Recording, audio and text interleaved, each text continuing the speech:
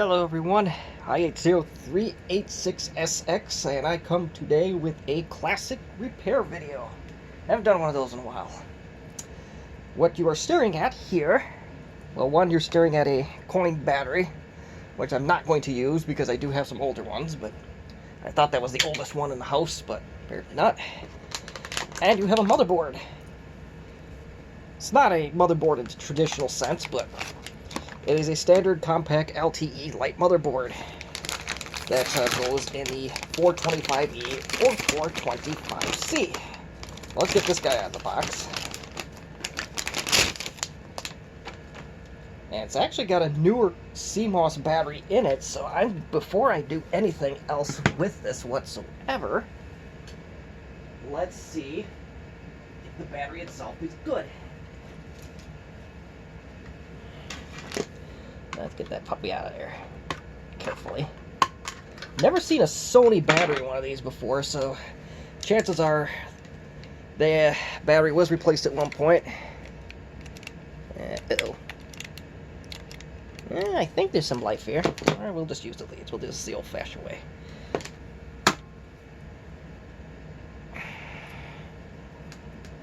This is not a fancy tester, but that battery's good, so guess what? We're going to use it. The seller did warn me about the possibility of a dead CMOS battery, but it looks like that part has been since eliminated. So, let's get the motherboard out of the way. So, what are we going to put this in exactly? Well, I have this whole wonderful giant box of parts here. If you remember this guy, I made a video about this laptop. This is a Compaq LTE Lite 425E. Got it from the UK a few weeks ago, maybe a month ago, maybe 2 months ago. I don't know the exact timeline, but it had some serious water damage in it. And everything was corroded. The computer itself would turn on with this motherboard, but it would not post. And there was obvious signs of corrosion. You could tell on the metal there was corrosion. On the battery it was really bad. Yeah, not really bad, but enough to a point where things would be crippled. And the hibernation battery committed suicide some time ago. So I decided to give my hand in restoring this computer. Even the floppy looks like there's some water discoloration in it, but we shall see. And I took the sticker off this hard drive, so I have a bad feeling this is toast too, but we got other hard drives if that is the case.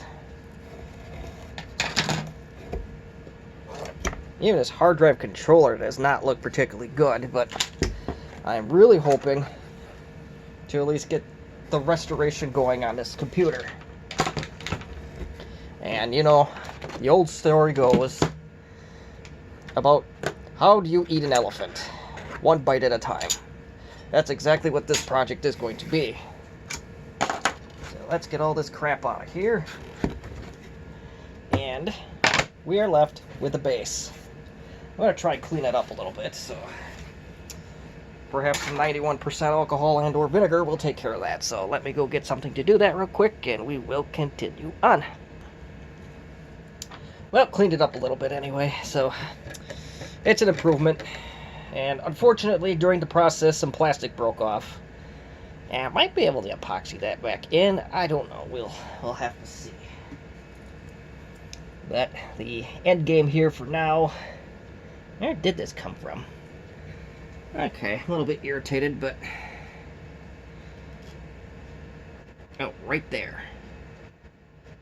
Yeah, that I think I could. Nothing a little, what you call it, can, Gorilla Glue could probably, put that thing back to good as new, but as there are other things to do with this laptop, I am going to skip that for now, and we'll get this back together to see what other problems we're going to run across. Now, it looks like this new motherboard does have a hibernation battery that did not leak over, So I am going to keep that intact. I'm not going to take the metal cover off to see if it was actually replaced, because, well, who cares? I'm not going on an airplane, and even to go on an airplane with a spare battery of any kind is pretty much illegal now since 9/11, so... And I'm also not traveling, so that's irrelevant. And I don't think that piece goes... I think that goes with the old motherboard, so... And I'm going to put the plastic pieces in my box. And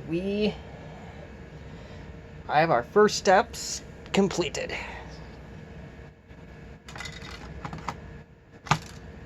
We'll put the floppy in, although I think that's pretty much a paperweight at this point.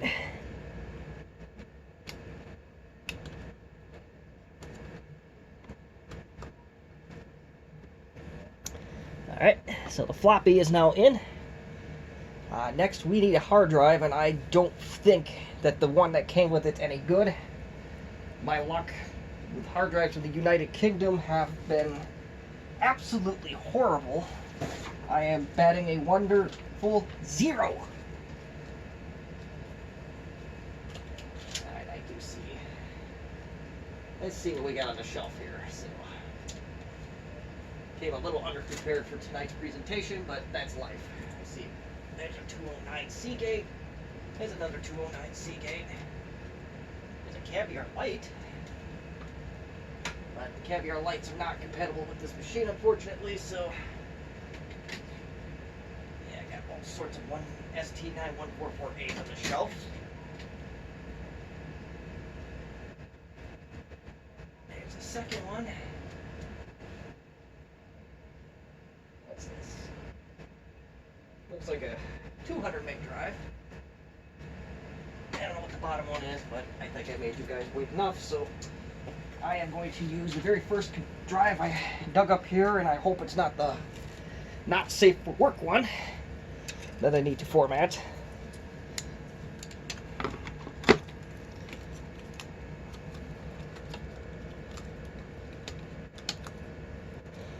And there we go.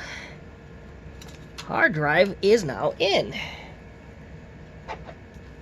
And since I did this repair, I kind of forgot a critical piece to this. Where's my trackball? So I have to go find a trackball for it, but that probably is the least of my concerns, as I probably do have parts machines with trackballs, and I do have something. That hinge is quite corroded. It still turns okay, but down the road, maybe we will clean that up with some fallout cleaner. If you saw there's a restoration video I did on a Compaq Linear 425S, and that's what I used to clean up a lot of that corrosion on that guy. Alright, so we have that. Let's see. Next is the keyboard.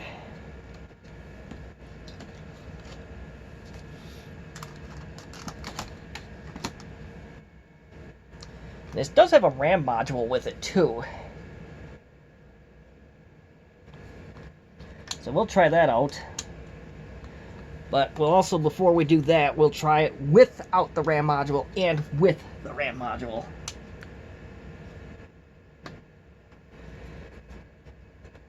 I think it's in there, right? Yeah. And for whatever reason, I completely lost the bag of screws that went with this machine, unless that's it right there. Yep, okay. So, it's not a loss, it's just a misplaced, so that's good. Yeah, some of these screws look really sad, though, so I'm not too keen on reusing all of them, but we might have to just to start things off until we get replacements. And I'm sure there's plenty around here. That shouldn't be an issue. So in the meantime, I gotta go get a T8 Torx, so let's do that. Now, fortunately, we have a Craftsman that was very easily findable. I don't know if findable is a word, but Either way, we have a T8 Torx screwdriver. And that's what counts for now. And for some reason, I don't want to go in. Whatever.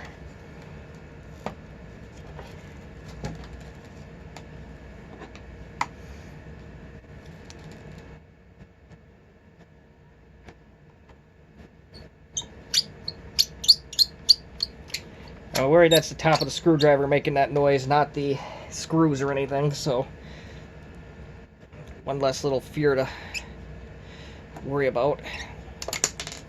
I haven't seen this screwdriver in a long time. I'm glad I found it again.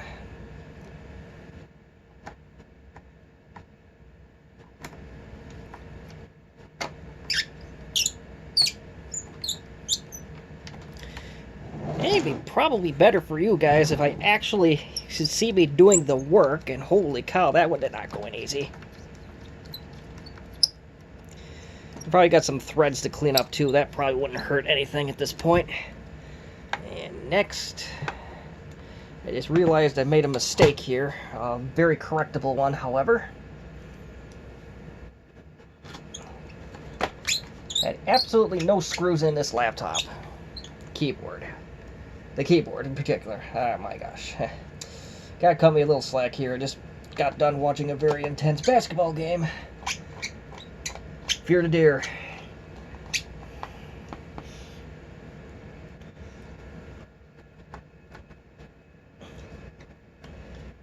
Alright, so not going to put all of them in just yet. There's kind of a general rule of thumb. If you put things back completely together, you're going to have a bad time.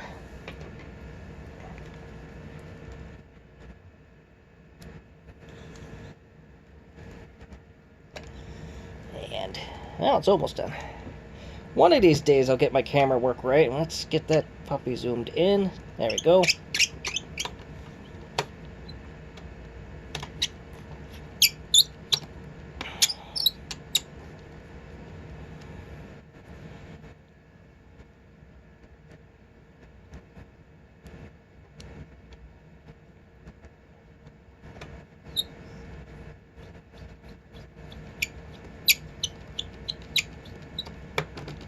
Again, that's the screwdriver itself making that noise, not any defects within the screws in this case.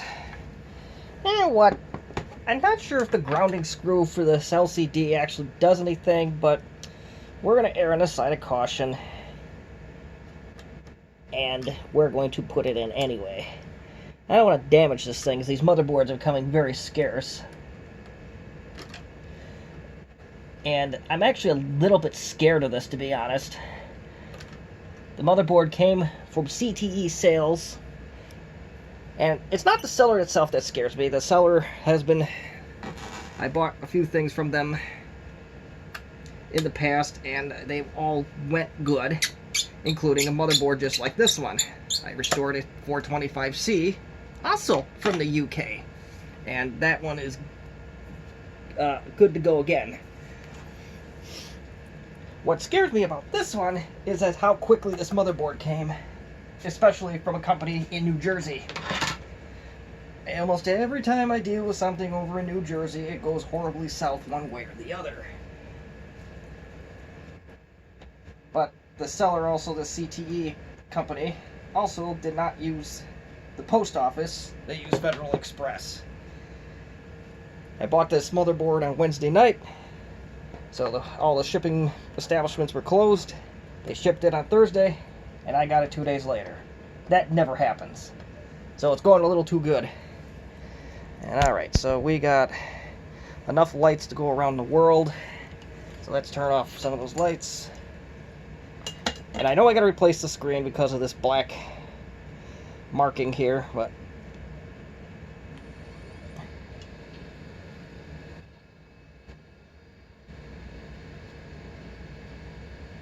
Oh!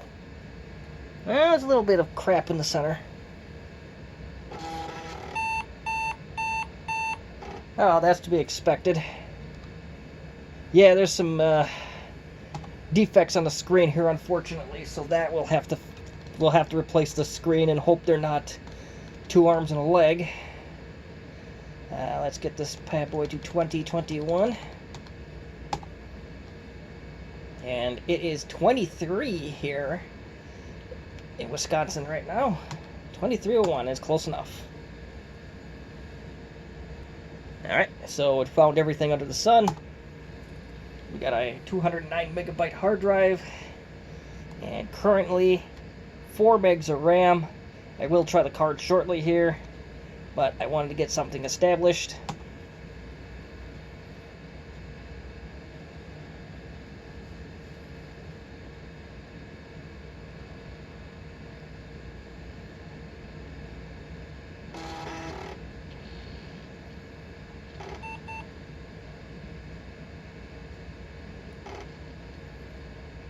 Uh-oh. This may be the hard drive I need to clear. Well, with the magic of video editing, we'll see what happens, because I don't want to have any chance of getting YouTube on my back. Alright, so I can thank my lucky stars. This is not the NSFW drive. That I gotta find that sucker at some point and give it some great attention, because I don't want that thing lurking around my house. Anywho, so other than this defect, the screen is usable. It's a pain, but if push comes to shove, you could use this laptop. At least from the immediate standpoint. I mean, this one thing I don't know, and I'm almost certain that it does have this problem. I'm not sure if this particular screen has a tunneling problem. Yep, 4 megs of RAM. See what the device manager says. This might be a disaster in the making. Whoa! Well, internal trackball serial.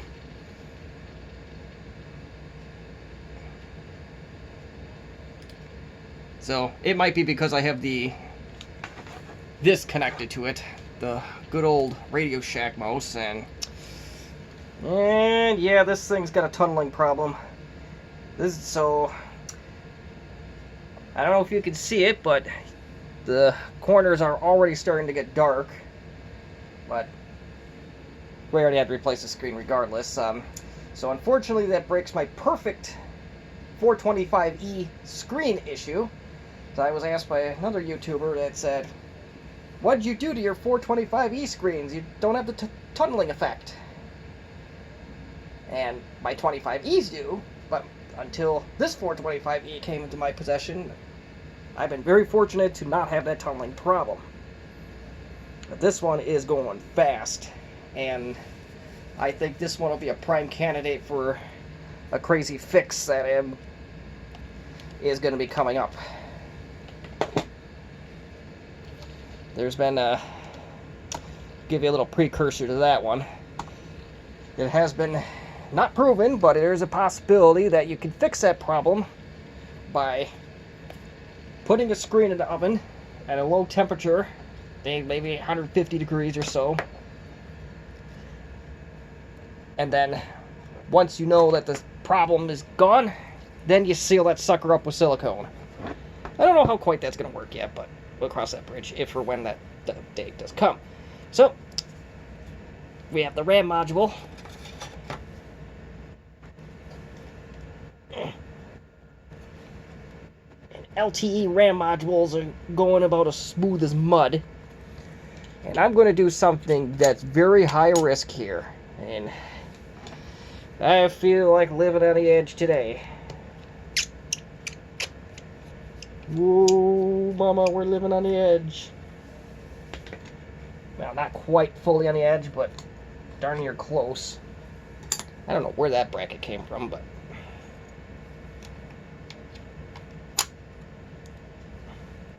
we're going to put a cover on before we test this out.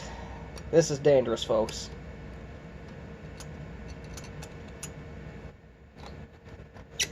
I'm feeling like our Milwaukee Bucks tonight. Lucky. Sometimes it's better to be lucky than good. And there's the plastic cover, but we're not going to put that on just yet. Alright, mouse back. Alright, so That powered up right away without me even doing anything.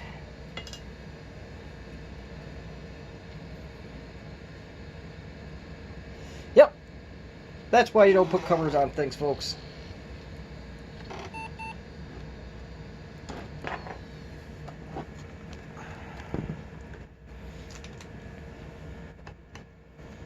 Alright, so the one thing I did not test was that ribbon cable for the hard drive. I just pulled it off another hard drive. Or I had another one laying around, so I just used that. And LTE memory modules are a notorious pain. I may do this one offline, because this one may turn into a disaster if I don't. Ah, dadgummit. I gotta look at the pin configuration, make sure I have it right. Yes, I do.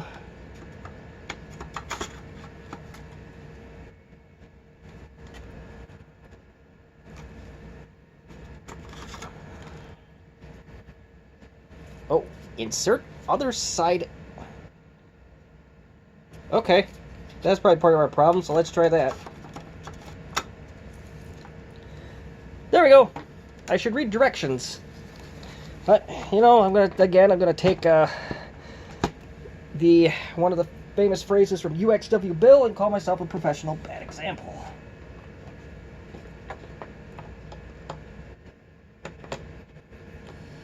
Alright, again.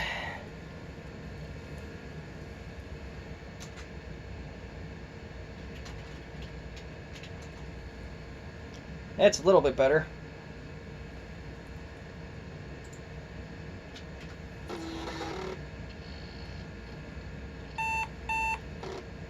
And it is barking about memory size error, which is good, because holy moly, does this one ever have a tunneling problem. So this is going to be baked.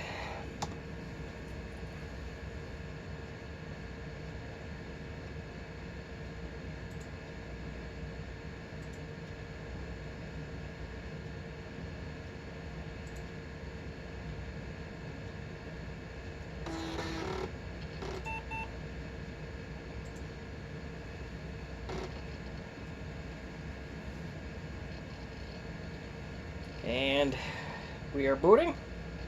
Wonderful.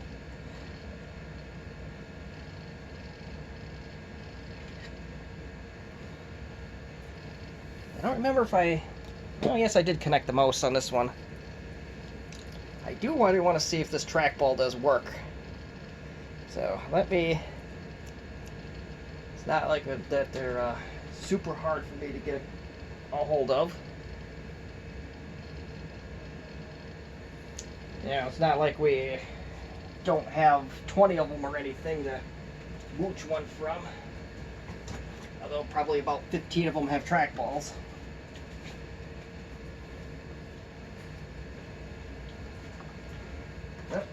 Ooh, okay.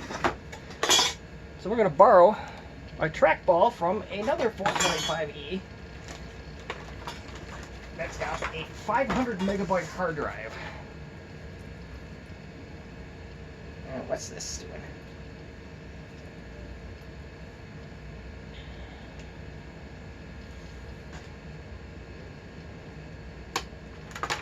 Uh-oh. False alarm, kids.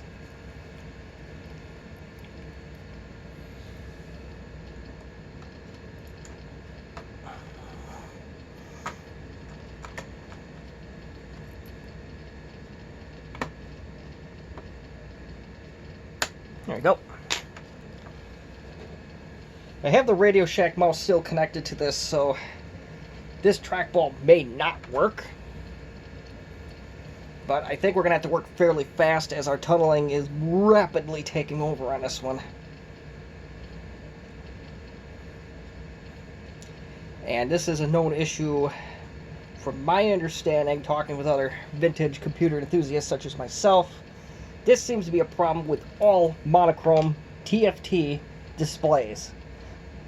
And for whatever reason, my other 425Es do not do this whatsoever. So I may have 4 unicorns in my inventory here.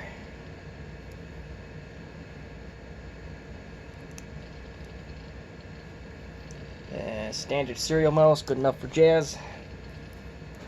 And mouse is connected. That one's still dead.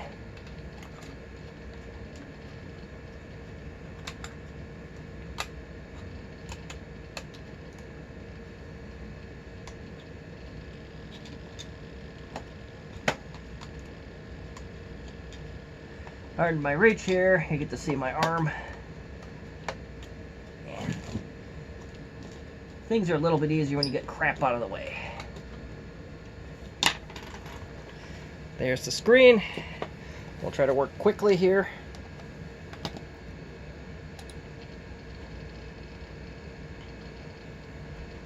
This is like the worst case of screen tunneling I've ever seen in my life.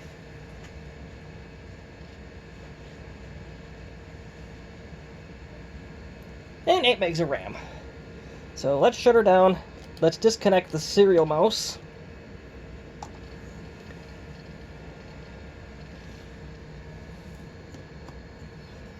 Keyboard does seem to work good.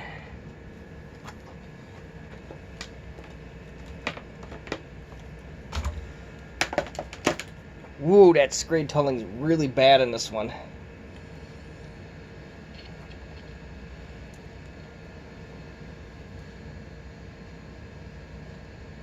Look at that, that is just offensive. As for the, while we're waiting for this crap to boot up, I'm not even going to bother testing the battery. I cleaned up most of the corrosion on it, but this thing was corroded, so I'm not even going to bother. I'm going to assume that it probably won't hold a charge of any capacity anymore. I might send it over to what they call it, DigiKey to rebuild it. Or I might rebuild it myself. I have to see what patience I have, and then we'll go from there.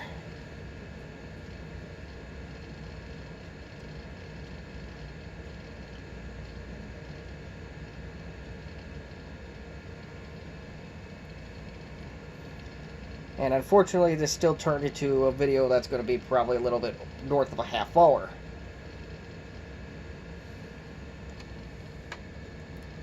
Okay. Mouse does work. At least the trackball does. Kind of.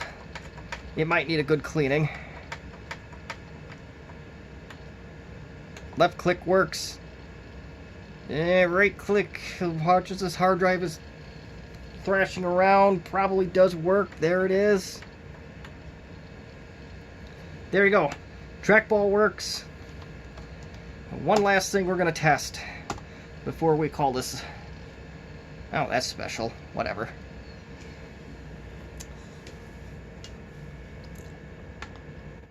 The one thing I should have tested from the get-go was this ribbon cable. I'm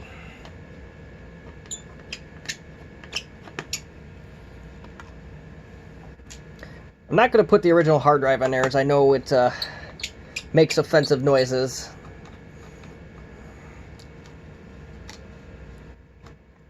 It did not have a stick-em problem like the Connors have.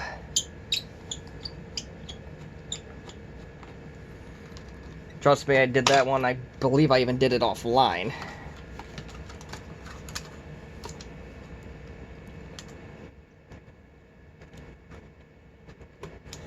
Alright, so there's the ribbon cable. Now we just gotta get that off. Hopefully we can wrap this up real soon.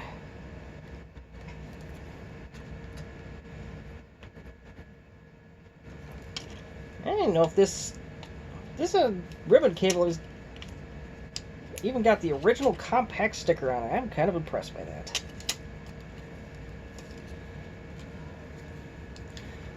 I want the ribbon cable. Oh, there goes the computer. A little nervous with this one because of the little bit of corrosion, but let's see. At the end of the day, as long as this thing's in right.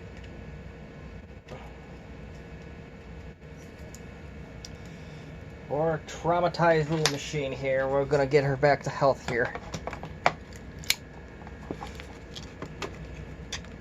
It may be a professional bad example, but I hate to see the LTE Lite go away. And this is not fitting in like I expected it to, but that's alright.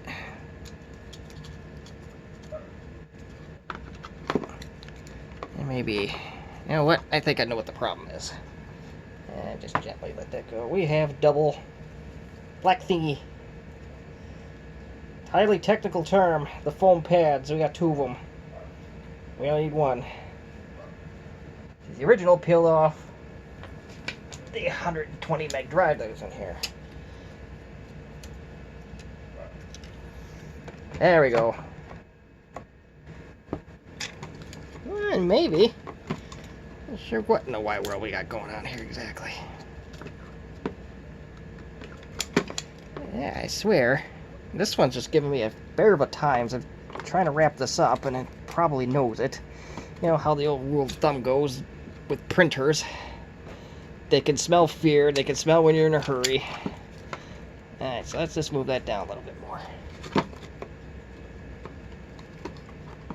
Much better. Keyboard. Turn around. It spins up the hard drive.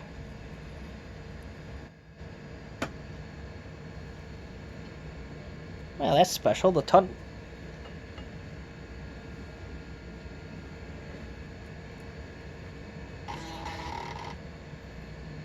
Uh-oh. Maybe we are toast. Uh-oh. Ribbon cable's faulty.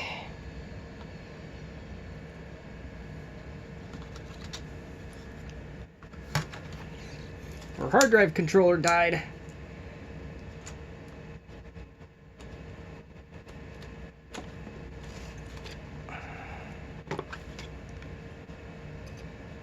It's very possible that if we soak this thing for a while, it might rejuvenate itself. I don't know yet, but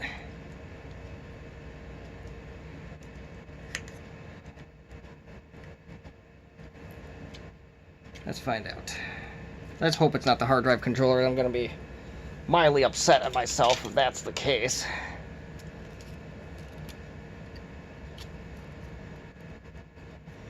The other nice thing about having the Compaq sticker where it was is it tells me what side this controller is actually supposed to go on in case I have a brain fart like I did 5 minutes ago. There we go.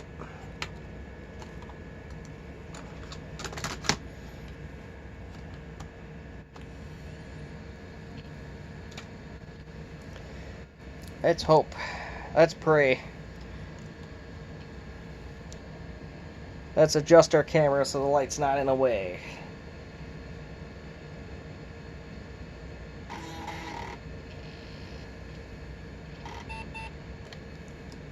Into the BIOS quickly. And yep, the hard drive's there. So we did not fry the controller on this guy. So